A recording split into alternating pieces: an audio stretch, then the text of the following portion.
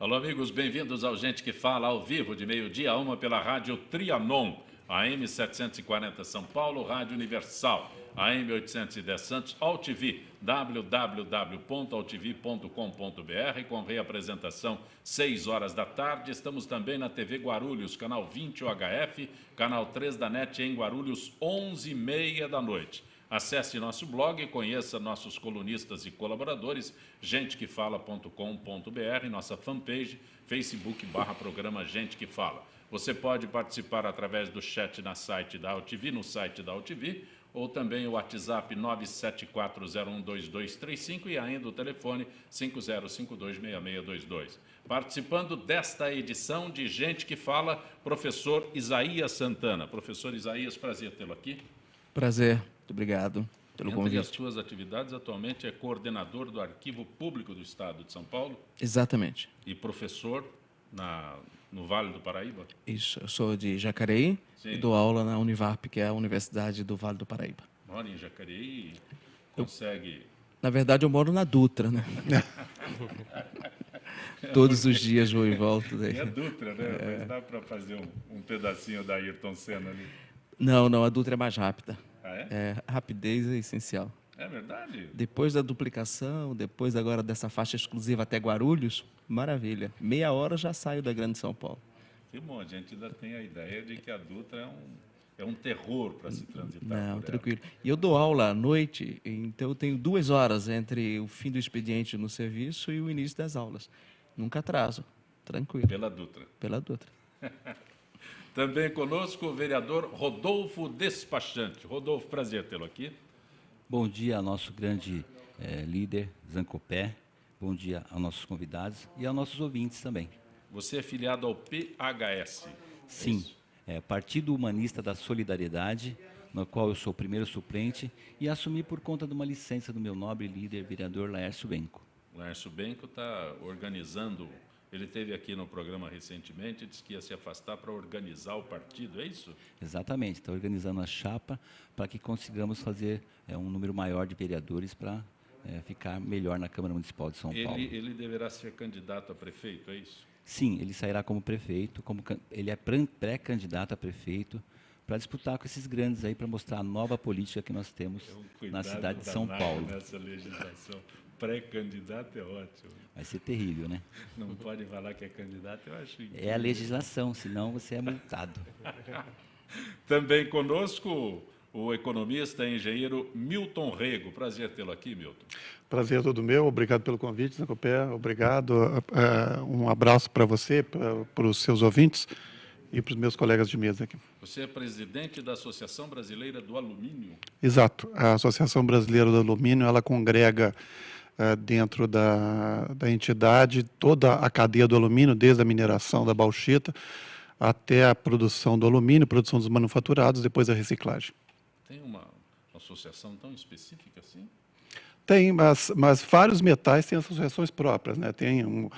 Existe a associação do aço, né, do cobre, zinco e do alumínio também. Aqui tem uma Associação Brasileira de Metais, por isso que eu pergunto se é tão específica assim. Não, tem sim. Você tem, na ABAL, você tem 65 associados. É uma cadeia importante, uma cadeia que, do faturamento total da cadeia, a gente chega em mais de 60 bilhões de reais por ano. Também conosco o empresário César Ranzini Olmos. Prazer tê-lo aqui, César. Boa tarde, Zancopé. Obrigado pelo convite. Você é diretor de TI da Citat, é isso? Isso, Citat. O que é a Citat? Citat é uma empresa de tecnologia para o mercado de transporte, principalmente para ônibus urbanos. Em que área? A gente, parte de monitoramento em si da... Monitora para o usuário ou monitora para o empresário? Para ambos. Então, a gente tem desde a solução para o empresário, que ele quer ter controle sobre a frota dele, entender onde ele está operando, o que ele está cumprindo, e principalmente para o usuário. Então, chegar para o passageiro informação de previsão de quando o veículo dele vai chegar, como ele consegue interagir, conversar com as empresas, inclusive com as prefeituras. É verdade, eu vim aqui para a AltV, tem uma dificuldade enorme, eu consigo saber o horário do... Você consegue saber em tempo real. O principal é saber em tempo real, né? Não aquilo só que é previsto, mas saber realmente que horário... Eu consigo acompanhar onde o ônibus está vindo? Consegue saber onde ele está, consegue saber quanto tempo ele vai chegar para chegar no ponto em que você está. Depois você explica mais, porque eu vou te contar. Você não pega ônibus, você não usa ônibus, né? Ouça. Test drive. Não com toda essa Maldade frequência, da minha mas parte, usamos. maldade da Quer minha derrubar o parte. rapaz. Maldade da minha parte. Olha, a segunda-feira começou agitada com a 19ª etapa da Operação Lava Jato, batizada de Nessum Dorma, ou seja, ninguém dorme. Já pela manhã, a Polícia Federal prendeu José Antunes Sobrinho, um dos donos da Ingevix, por suspeita de desvios em contratos da estatal Eletronuclear em Angra dos Reis. Serão cumpridos ainda um mandado de prisão temporária de uma pessoa ligada à estatal de energia.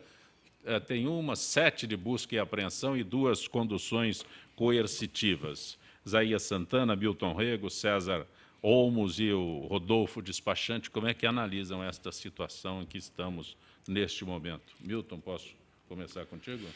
Não, pode. É uma situação difícil, né? É uma situação que o Brasil está passando, mas eu acho que depois de todos os reflexos da Operação Lava Jato, no sentido da redução da atividade econômica e de todas essas incertezas políticas e econômicas que está vindo junto na esteira de todas essas operações, eu acho que o Brasil sai fortalecido como democracia.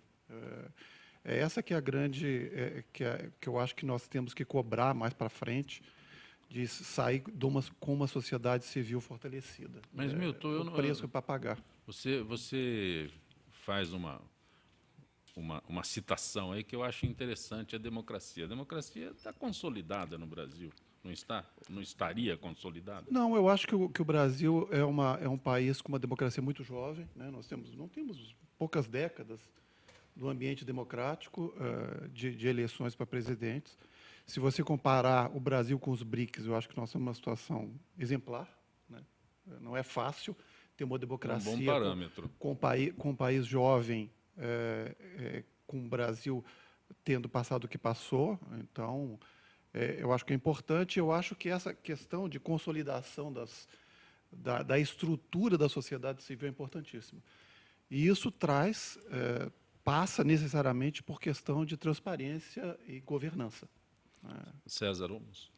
Eu acho que acaba sendo positiva a iniciativa, né? A gente começar a acertar esse processo como um todo é muito bom. Acho que isso amadurece, traz mais condições para a democracia realmente funcionar. É um momento difícil, né? O momento para o empresário é um momento em que toda essa movimentação de Lava Jato traz uma insegurança muito grande, mas acho que é um processo que a gente precisa passar. Você que é empresário de uma área completamente distinta de tudo que está acontecendo na notícia que eu li. Quando você se apresenta como empresário, te olham meio atravessado? Eu acho que existe muita preocupação, sim. A gente tem... Não, porque aqui no Brasil você carimba, né? O empresário... Você é carimbado. Então, no momento, o carimbo está de empresário. O cara fala, empresário, opa... A gente trabalha com tecnologia. Saber como se convive com isso. A gente trabalha com tecnologia, acaba sendo não diretamente ligado ao setor de transporte. Uma área completamente distinta da notícia que eu acabei de ler. Mas eu pergunto do rótulo. Aqui no Brasil o cara é carimbado. O empresário, ele acho que carrega um pouco esse rótulo, mas acho que tem muita gente querendo trabalhar direito, querendo fazer isso bem. É isso que a gente foca bastante. Acho que a tecnologia pode ajudar muito nisso, em a gente ter mais transparência. Tem muito sendo feito para isso, né? Professor Isaías?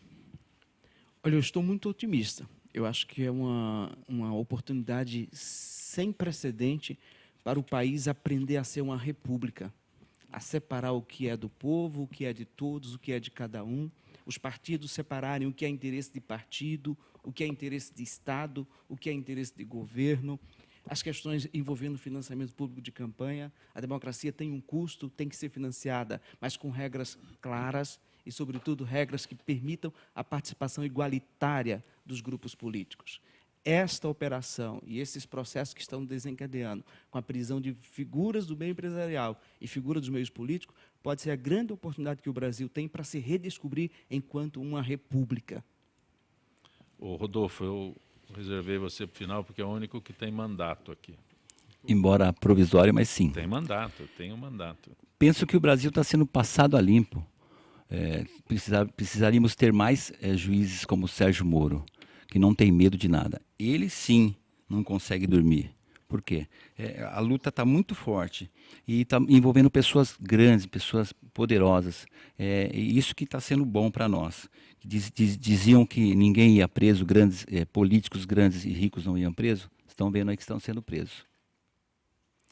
Aproveitando, Rodolfo Despachante, por que você adotou Rodolfo Despachante? Porque, na verdade, eu sou despachante. Eu estou vereador, mas eu sou despachante. Eu trabalho como despachante há 35 anos no mesmo local, no Parque Bristol. Então, por isso, usei esse nome para concorrer à eleição. Você que é filiado ao PHS, está ligado a comissões humanistas na Câmara de São Paulo, é isso?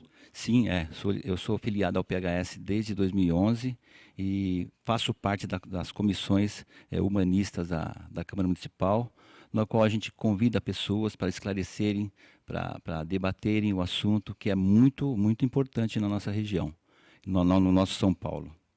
Você consegue fazer com que as pessoas se desloquem para participar desse trabalho que você realiza?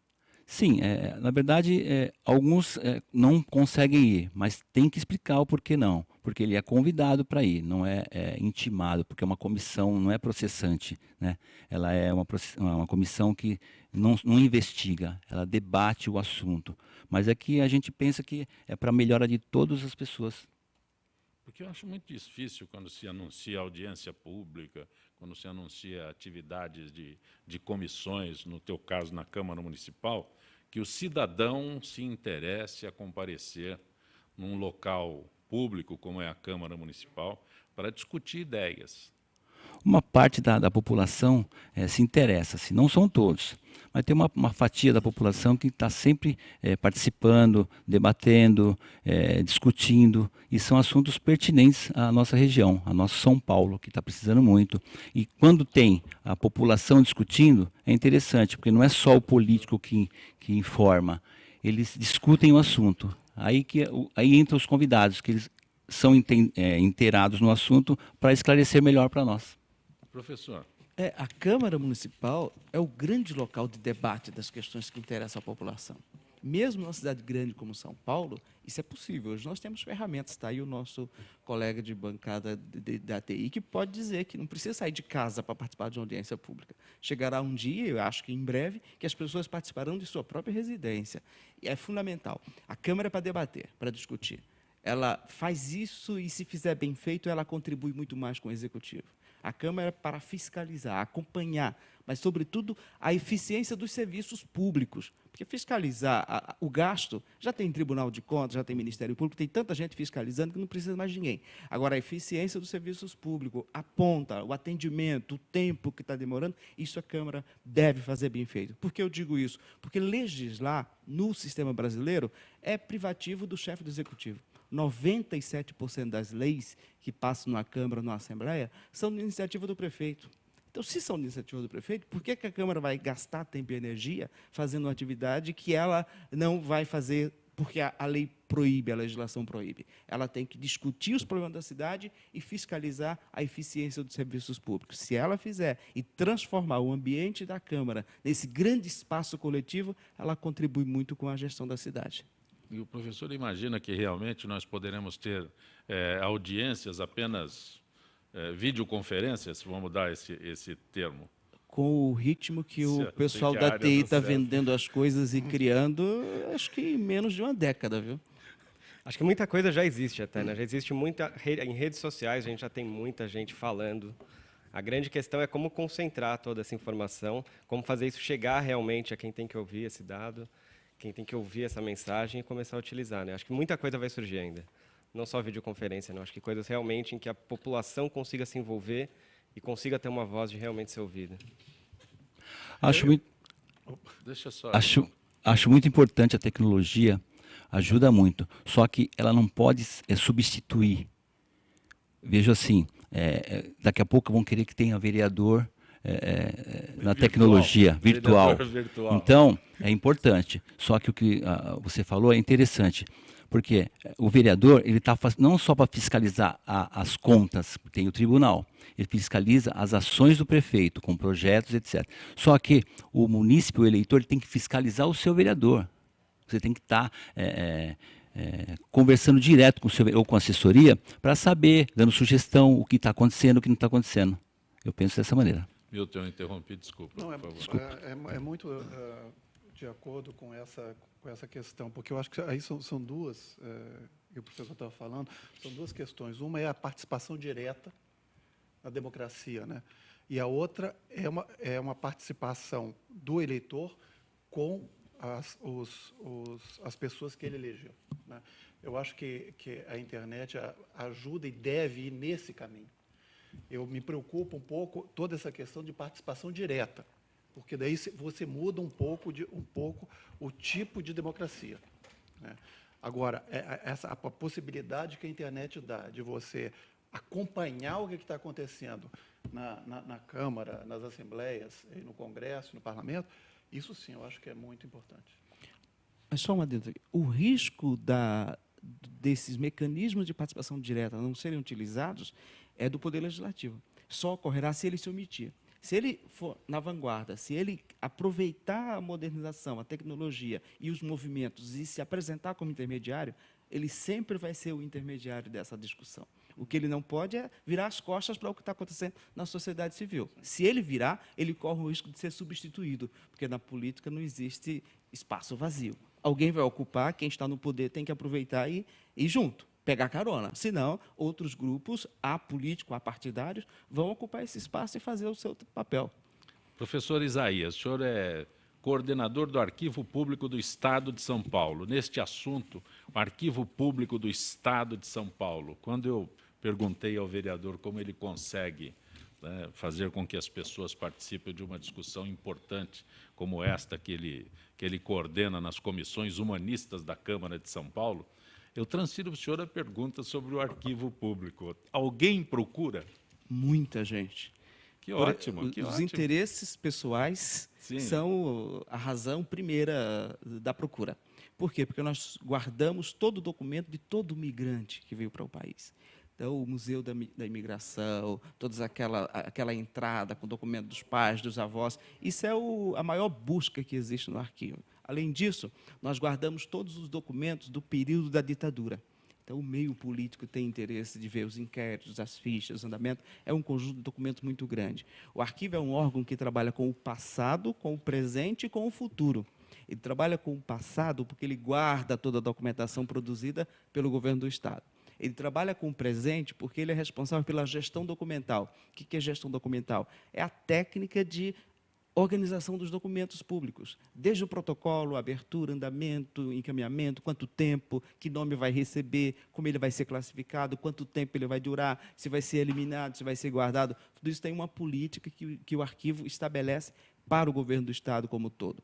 E o presente, porque ele dá informação ao cidadão. Ele é responsável por todo o serviço de informação do cidadão. São Paulo, o governo do Estado, demora 8 dias, em média, para dar qualquer informação para qualquer cidadão. A lei nacional fixa em 20 dias. A gente consegue em 8 dias. Por quê? Porque temos também tecnologia de informação, temos também organização arquivística.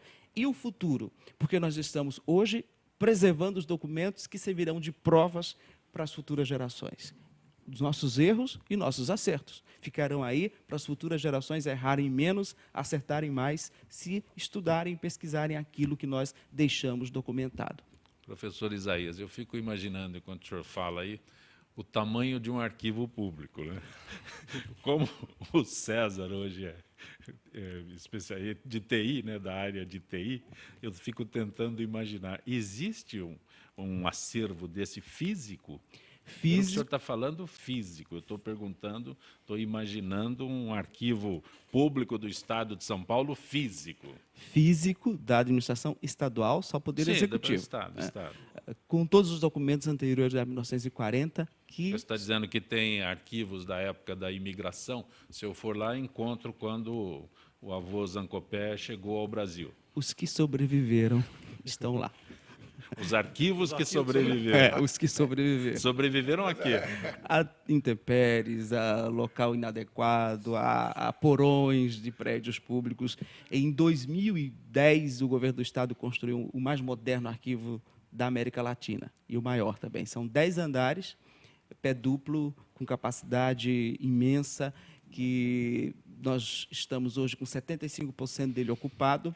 Estamos terminando o recolhimento dos documentos até 1940, porque tem tempo que o documento fica com o órgão que o produziu, só depois é que ele passa a ser não mais útil para as atividades do dia a dia, é que ele vai para o arquivo histórico.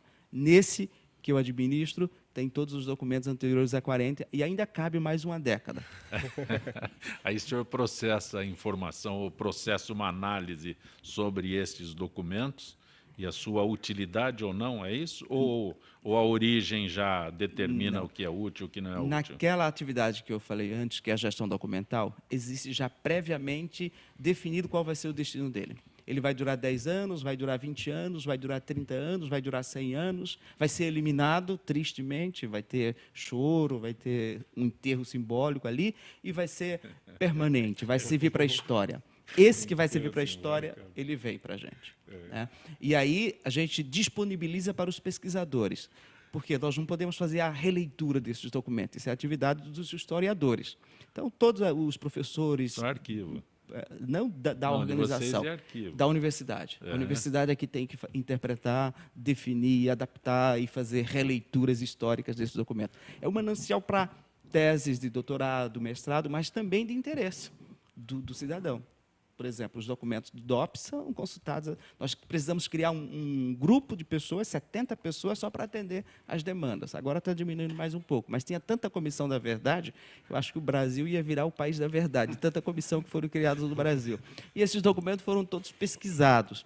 E o documento da imigração fica em segundo lugar. Mas tem curiosidade interessante sobre o nome das secretarias, a evolução das obras, por exemplo, das marginais, os traçados, mapas, tem um monte de coisa lá. A cada 6 meses a gente faz uma exposição sobre um tema específico, exatamente para divulgar o conteúdo riquíssimo que tem o Arquivo do Estado. O traçado das marginais ou da marginal veio da época do Prestes Maia. Foi Esse ele que idealizou. Esse é o atual, né? Mas isso já veio passando por várias transformações. Né? Ele que viabilizou. Né? Exatamente. Então, o Milton ouve você com muita atenção, Milton. É encantador ouvi-lo, né? É maravilhoso. Eu estou aqui ao lado dele e sei que ele pode financiar uma dessas pesquisas, né?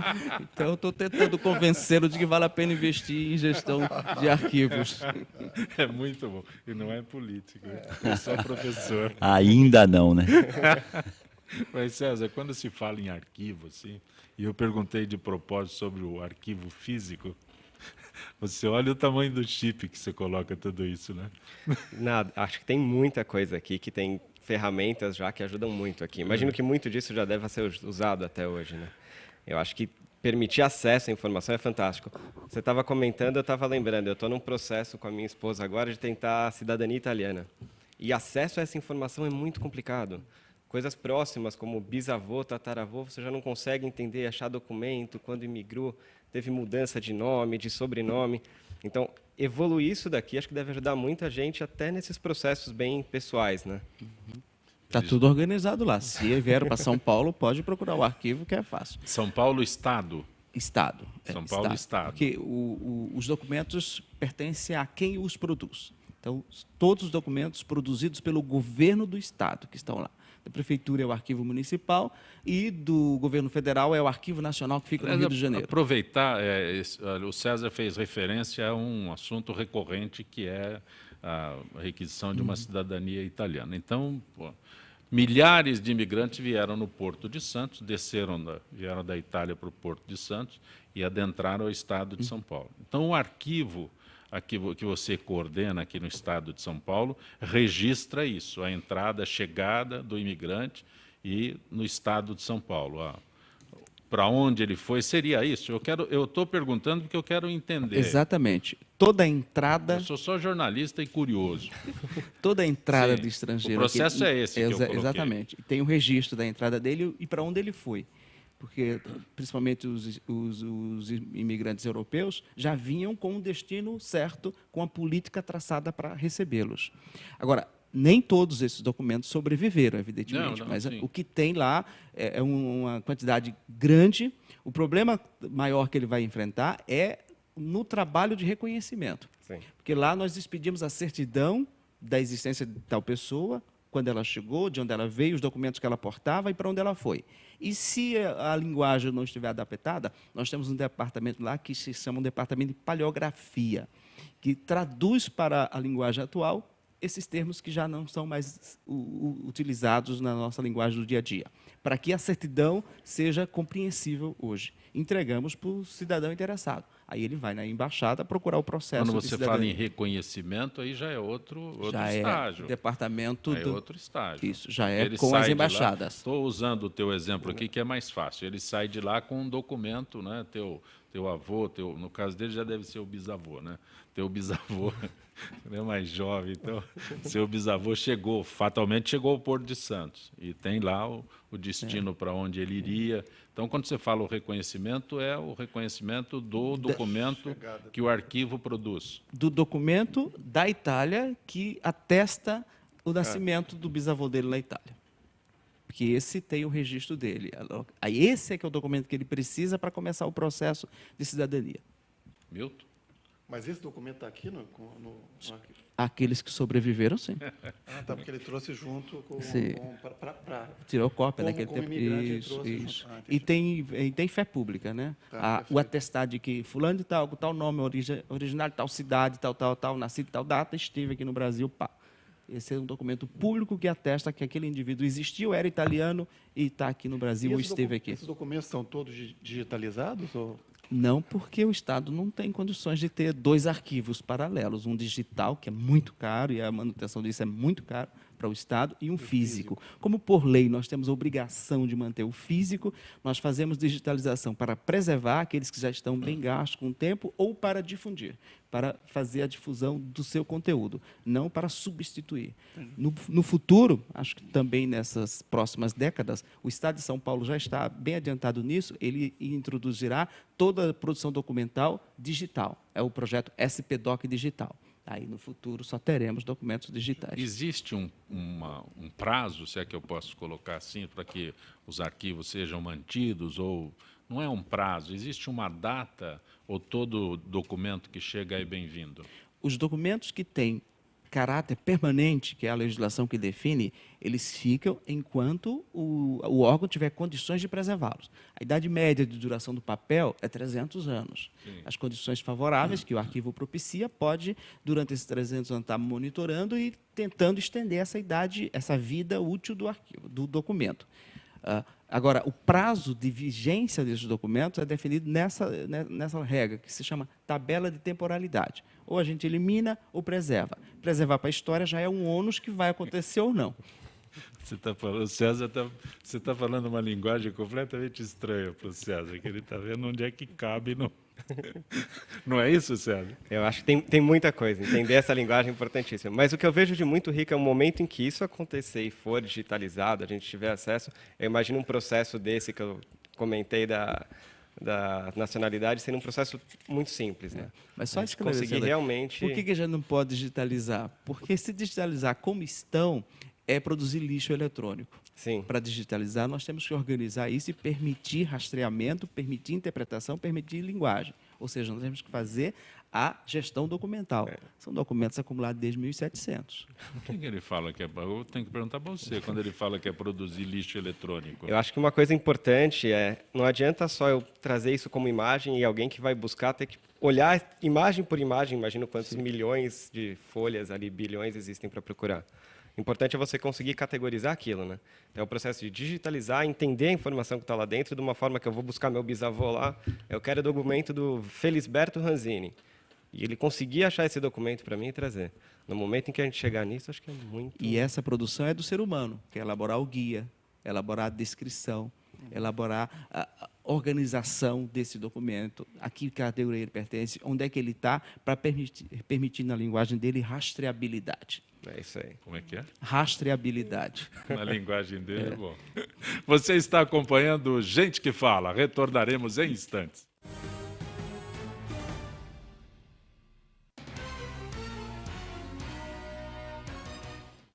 Se você fez alguma cirurgia antes de 1993, você pode ter contraído hepatite C. Por isso, você precisa fazer o teste. A hepatite C pode ficar anos sem apresentar sintomas, podendo evoluir para câncer, cirrose e até levar à morte. Não corra esse risco. Procure uma unidade de saúde e faça o teste. Ele é rápido, seguro e sigiloso. Quanto antes for feito o diagnóstico, melhor. Hepatite C. O teste é o primeiro passo para a cura. Ministério da Saúde. É o governo federal trabalhando para o Brasil avançar. Sim, meus amigos, muito prazer, sou Sérgio Oliveira e estou aqui para lembrar vocês que toda segunda-feira, 9 horas da noite, eu estou aqui na TV da internet com o Futebol Alternativo TV. Sim, Série D, Série C, Copas Estaduais, as divisões de acesso, tudo aquilo que nenhum outro programa esportivo fala, tem a coragem, a capacidade de falar, nós falamos aqui na UTV. Toda segunda, 9 horas da noite, só aqui na TV da internet.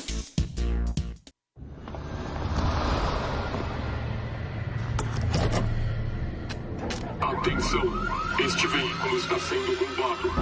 Ligue para a nossa central e diga a localização exata desse veículo, porque com o localizador instalado nele vai ser difícil encontrar. Chegou o Bebom, rastreador com tecnologia de telemetria de última geração. Com ele, você sabe exatamente onde estão seus veículos, frota e família. Contrate agora. Acesse www.bebom.com.br.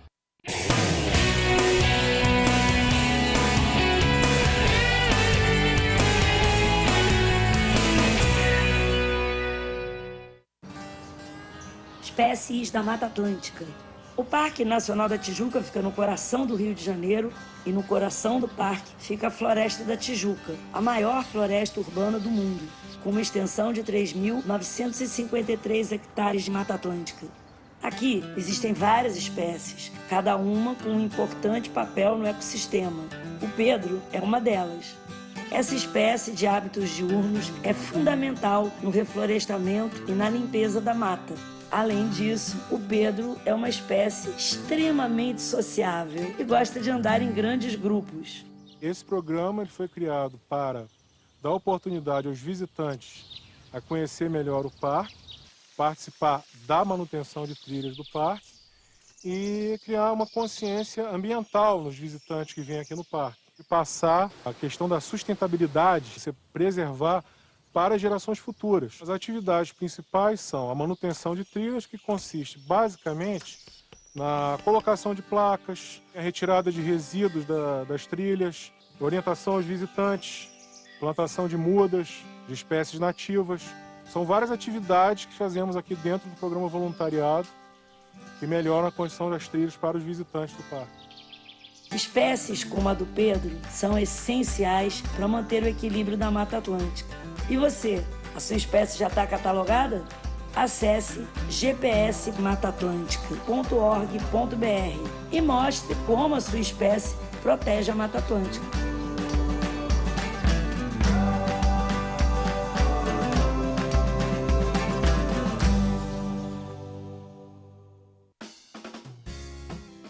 Você já ouviu falar na Lei de Zoneamento? Ela está em discussão na Câmara de Vereadores e existe para planejar melhor a nossa cidade.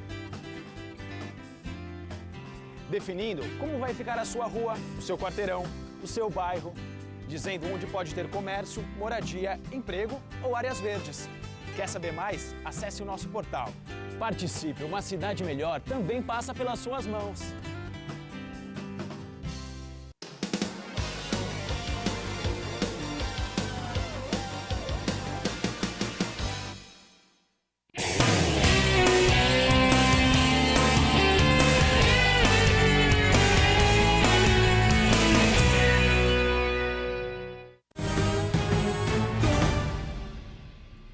Você está acompanhando Gente que Fala pela Rádio Trianon, AM 740 São Paulo, Rádio Universal, AM 810 Santos, AltV, www.altv.com.br, com reapresentação 6 horas da tarde, TV Guarulhos, canal 20 UHF, canal 3 da NET em Guarulhos, 11h30 da noite. Nosso blog, gentequefala.com.br, nossa fanpage, Facebook/programa Gente que Fala, telefone 50526622, chat no site da AltV. Conosco hoje o professor Luiz Santana, professor de Direito Administrativo e Constitucional na Universidade do Vale do Paraíba, o economista Milton Rego, que é presidente executivo da Associação Brasileira do Alumínio, o cientista da computação, empresário César Olmos e também o vereador Rodolfo Despachante, filiado ao PHS.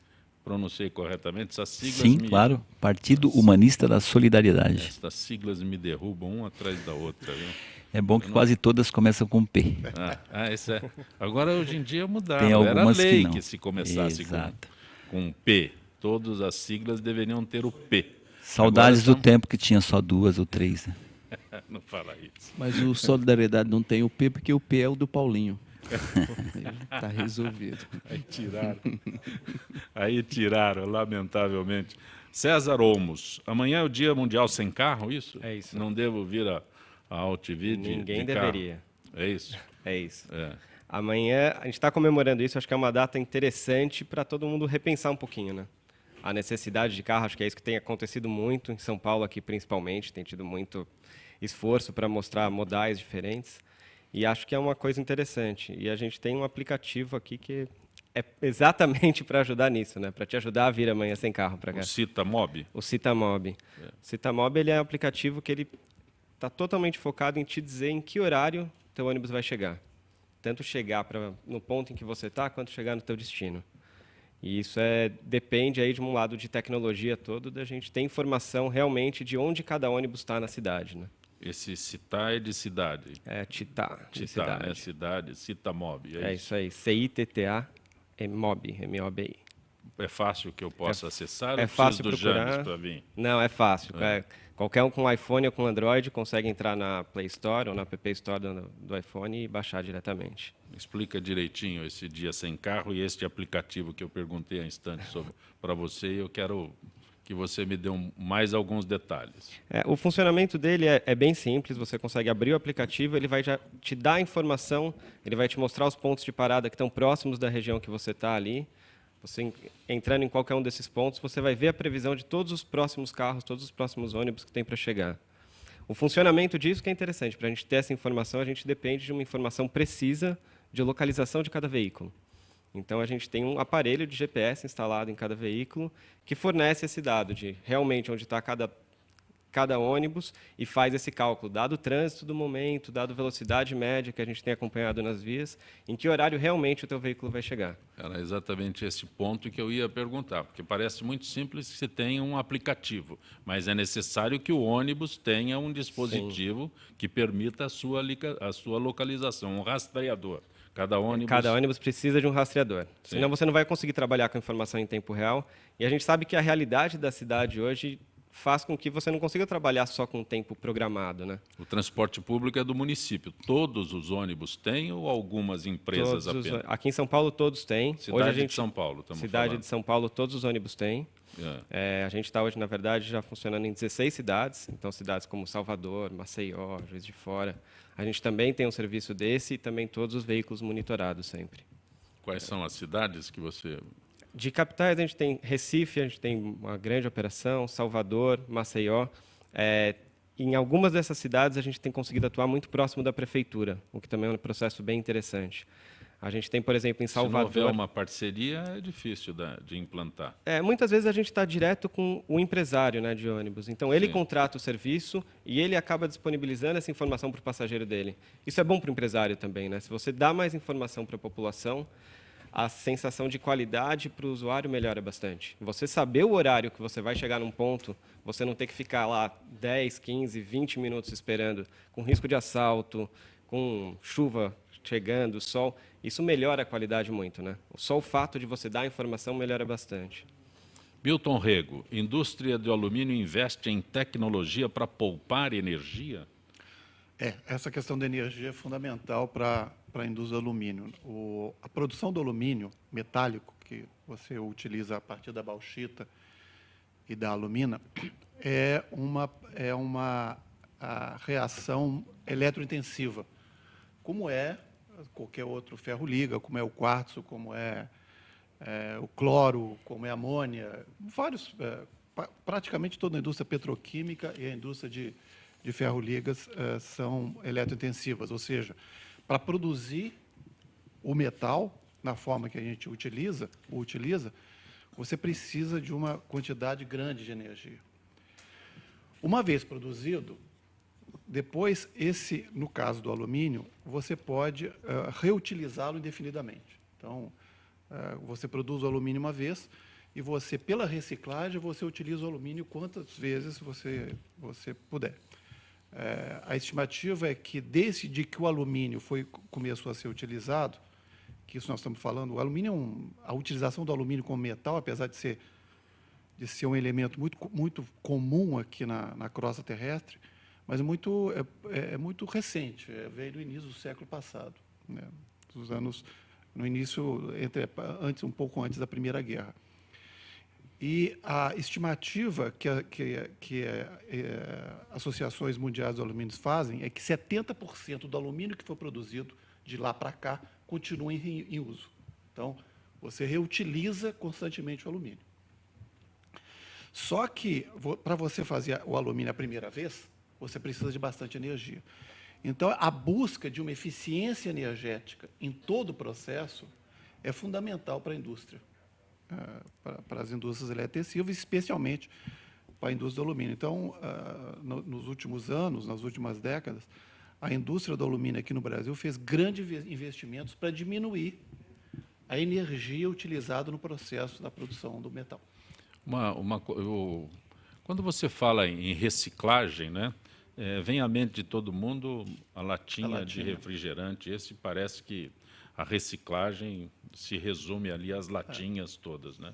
Mas em São Paulo isso acontece com eficiência, a reciclagem, não apenas nas latinhas de alumínio. A indústria da reciclagem na cidade de São Paulo funciona? Se é que eu posso colocar dessa forma? A indústria da reciclagem no estado de São Paulo, eu diria que na federação é o que mais funciona, melhor funciona. Melhor. Sobre reciclagem, é importante que a gente tenha em conta que não é pelo fato de que alguma coisa é reciclável que ela vai ser reciclada, né? Você precisa separar e reutilizar. Este é o grande problema da cidade de São Paulo. Essa é a grande questão. Então, por exemplo, no alumínio, por que a latinha do alumínio aqui no Brasil, especialmente em São Paulo, é tão reciclada? A taxa de reciclagem do alumínio supera 97%. Vale dizer o seguinte, a cada 100 latas, 97 são recicladas. Porque é fácil a separação, né? Você tem toda uma cadeia de catadores e de sucateiros que vivem disso, né? Quando você pega outras utilizações do alumínio, por exemplo, a tampinha do iogurte que você toma, se você não separa aquele alumínio, aquela tampinha, se você coloca dentro do seu lixo, ele vai para o lixão. Ele não vai ser reciclado. Essa é uma preocupação que ninguém tem. Você está colocando um aspecto aí que você chamou a atenção agora para um fato que ninguém se preocupa, guardar a tampinha de alumínio do iogurte. Tampinha do alumínio e todas as outras embalagens. Milton, tem mais embalagem? Não, praticamente todas as embalagens de alimento têm alumínio. Sim. Por exemplo, Tetra Pak tem alumínio, né? Aerosóis têm alumínio. Essa latinha de aerosol, ela é tão reciclada quanto as de cerveja e refrigerante? Porque o cara que bebe já se preocupa, né, do ponto de cidadão, a cidadania, já vou separar aqui. Deveria fazer a mesma coisa com um aerosol. Com um tubo de aerosol, porque é exatamente a mesma coisa. Que tomam-se mais cerveja do que usam-se aerosol, né? Mas é uma questão de conscientização. As pessoas bebe-se mais do que se perfuma, né? Mas as pessoas não têm essa conscientização de que é o mesmo produto. Não tem. Só para você ter uma ideia, do total de alumínio utilizado no Brasil, cerca de 35% é reciclado. Quando você vai para a lata, 98% é reciclado. Então, a diferença, né? Agora, para aumentar, se você vai para a Europa, que é uma sociedade onde essa parte de sustentabilidade e reciclagem está bem mais desenvolvida, nós chegamos em 50%, em 55%. Por quê? Lá você tem uma cultura de separação. E não só a cultura de separação, porque você tem você tem que separar, você tem que ter toda a logística, né, que tem que ter as cidades. Né? Sim. Porque na hora que se você separa e depois junta, não adianta nada. E o alumínio na indústria automobilística no Brasil? O alumínio na indústria automobilística do Brasil, ele está crescendo bastante, como está crescendo na indústria automobilística do mundo inteiro. Né? A indústria automobilística tem objetivos de eficiência energética na Europa, nos Estados Unidos e aqui no Brasil, com o Inovar Alto. Esses objetivos de eficiência energética, basicamente, significa que você, nos seus veículos, vai ter que consumir menos combustível para rodar cada vez mais quilômetros. Essa redução de consumo, você tem várias alternativas. Né? Você tem, por exemplo, você ter propulsores, motores mais eficientes. Você tem alternativa de ter conjuntos de motor, transmissão e eixos mais eficientes. E você tem uma alternativa que é que o resultado é muito mais rápido, que diminui o peso do carro. Né?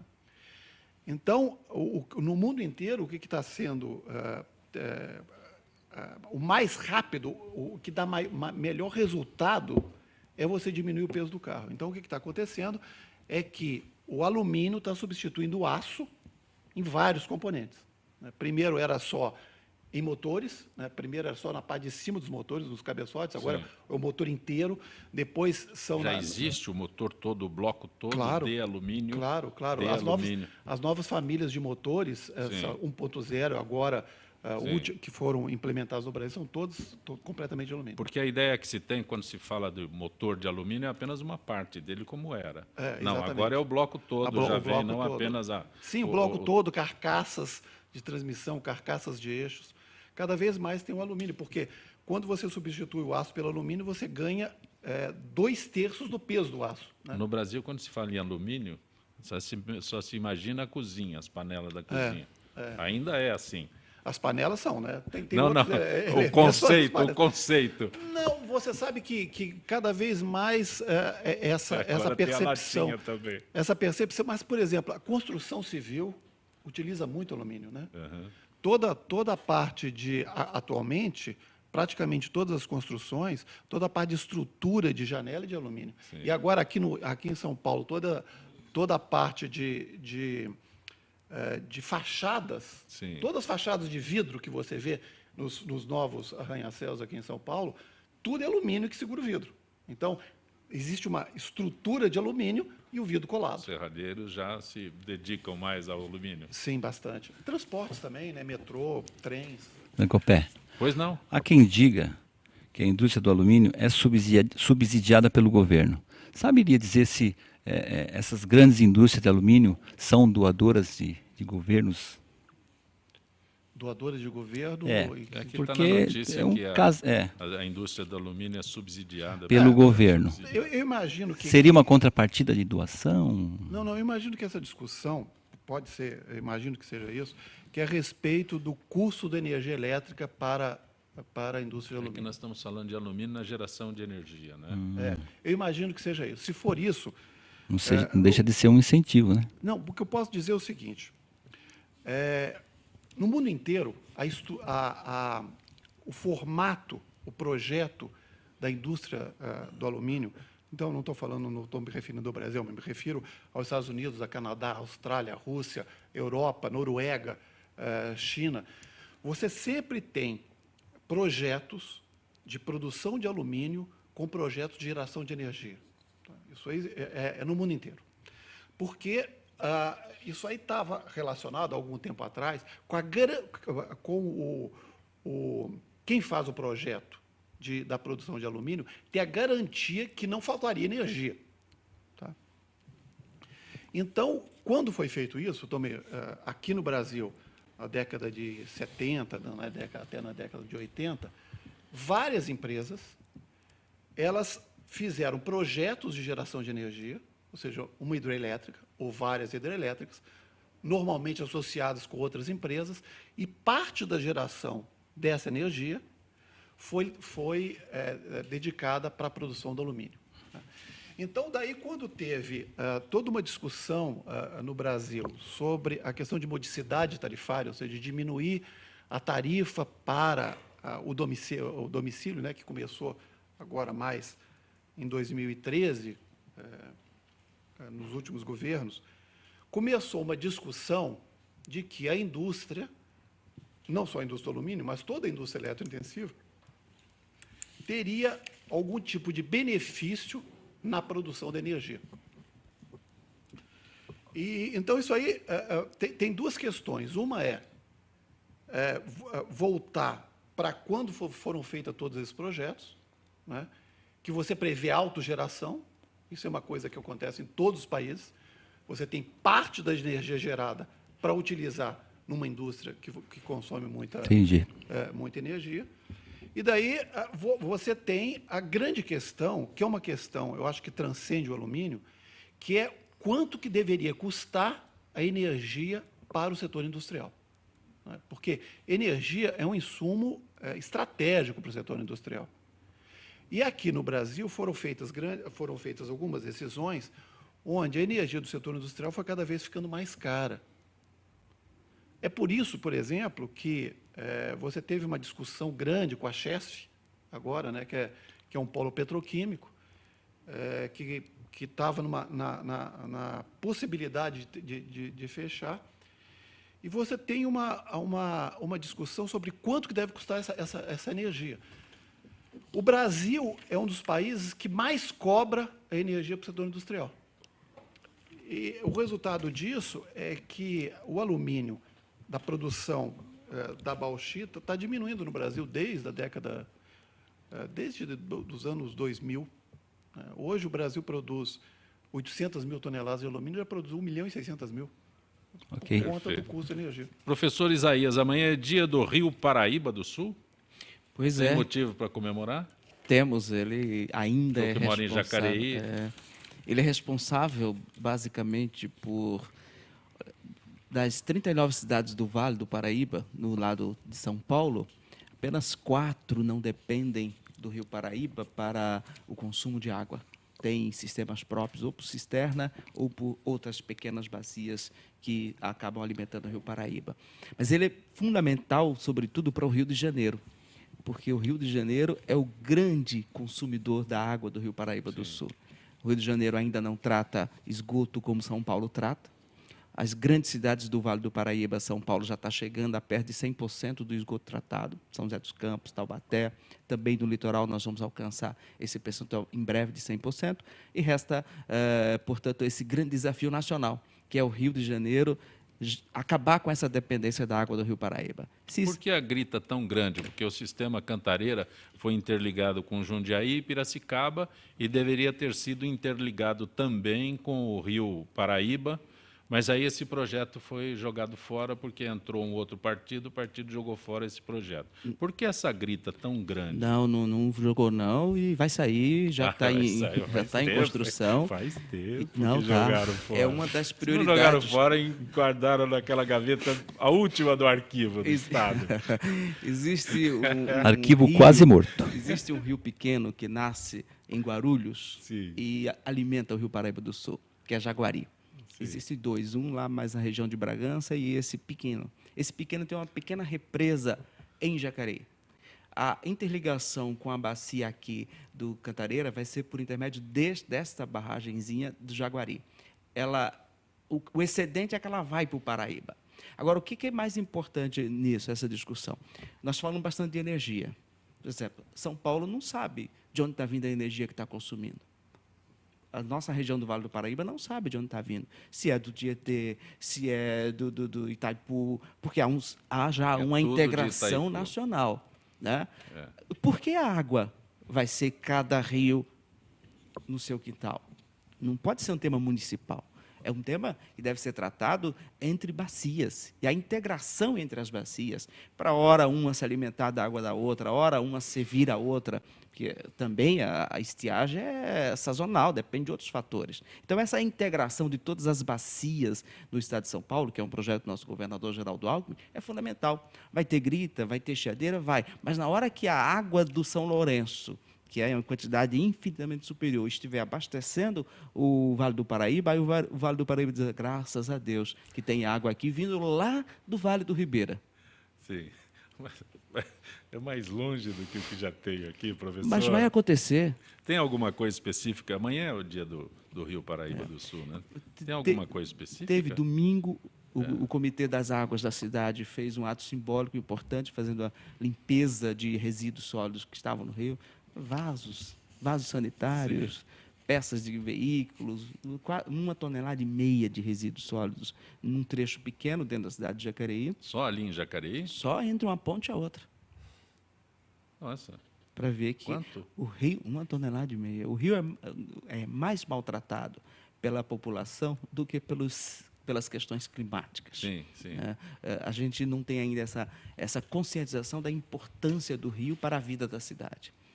E em Jacareí ele passa à margem da cidade, não tem integração cultural, recreativa, ele está passando, a gente só tira a água dele e quando essa água começa a faltar, a gente percebe que ele existe. Então, essa semana é importante para essa conscientização. Por exemplo, aqui foi ótimo, eu não sabia que aquela tampinha do iogurte era de alumínio. Eu jogava fora porque, para mim, aquilo é papelão, né? Mas é alumínio, vamos tomar cuidado. Como também o pessoal da TI atirou no que viu e acertou no que não viu. Agora, vereador, é possível verificar o custo real do transporte. Porque o que não era fixo era a quilometragem de cada veículo, o tempo em um percurso e outro. Controlando tudo isso, o resto é mão de obra, insumos, né, petróleo. Agora você vai saber exatamente se aquela planilha que a empresa fornece corresponde à realidade. Professor Isaías, espero que encontre tempo para vir se deslocar de Jacareí até o nosso Gente que Fala. Muito bom tê-lo aqui.